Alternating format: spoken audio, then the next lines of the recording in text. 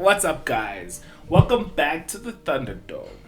Um, in today's video, I have decided to describe to you what a domain is and why your website needs a personalized domain. Because, apparently that's important.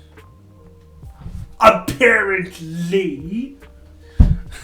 Well, a domain is a way for other computers to find your computer.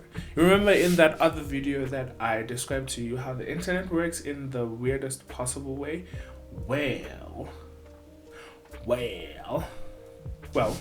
your computer does this thing called domain name resolution, where it changes the name of a website into an IP address. I described to you an IP address last week. I think I did not. It doesn't matter. You're welcome. So an IP address is a way for a computer to locate another computer using a predetermined address given to you by your internet service provider called an ISP. Now, an ISP is anything like AT&T for Americans or Vodacom for South Africans, or MWeb or Telkom for South Africans. You weirdos. And the IP address that is given to you by those internet service providers is a way for your device or computer to be addressed, right? So computers only understand numbers. So smart people, smart big caveman thought of ways to address this, and they use a scheme called IPv4, but then there's now an IPv6 scheme, but that is not important right now. What is important is that your computer changes website names like google.com or youtube.com into actual IP addresses for your computer to be able to talk to those computers, right? So your computer goes, so what is google.com? And no, so you type your computer, give me google.com, and your computer's like, bro, what's google.com, bro? Like really, what's google.com? And then and then you're just like, I don't know, bro. And it's like, fine. And then it checks its internal files to see if it already has the IP address for google.com. And then it's like, okay, no, I don't. And then if it doesn't, it goes to your internet service provider and it goes, yo, Vodacom or Telkom or AT&T, yo, bros, what is google.com? And then the ISP computers go, bro, we don't know what google.com is. And then it goes, and then your ISP has its own ISP, like a grand unified ISP. The internet was weird. So it has a grand unified ISP, and it goes, bros, what is google.com? And then this goes on until they find a computer that has google.com in it, right?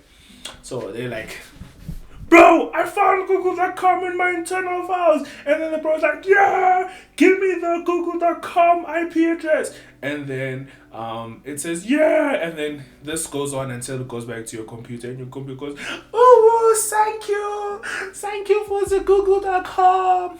And then, right?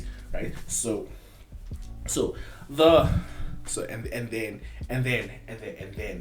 wait.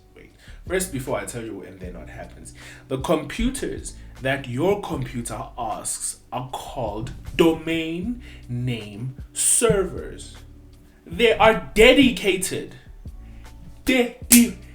Dedication is to give you IP addresses to websites, the names, and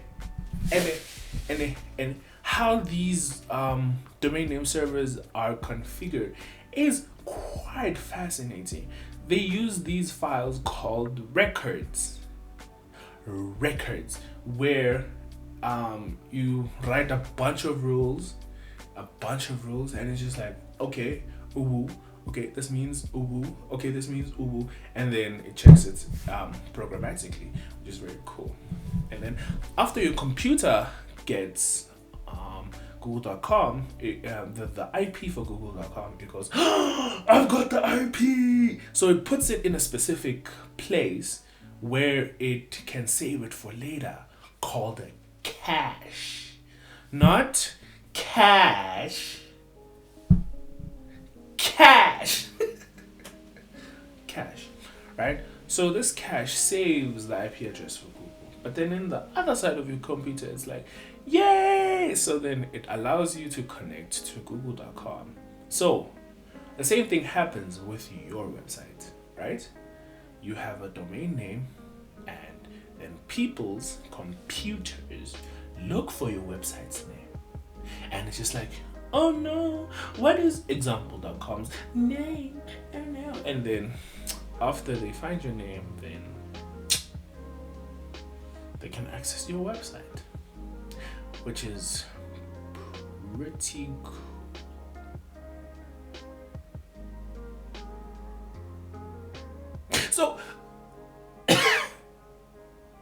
So thank you for watching this video. Please tell your family members, your dog, your goldfish's dog to follow me and subscribe.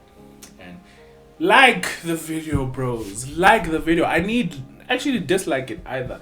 Just do as you please and comment and go eat. Right? And even though I will be killed every time I say this, remember, we're always learning.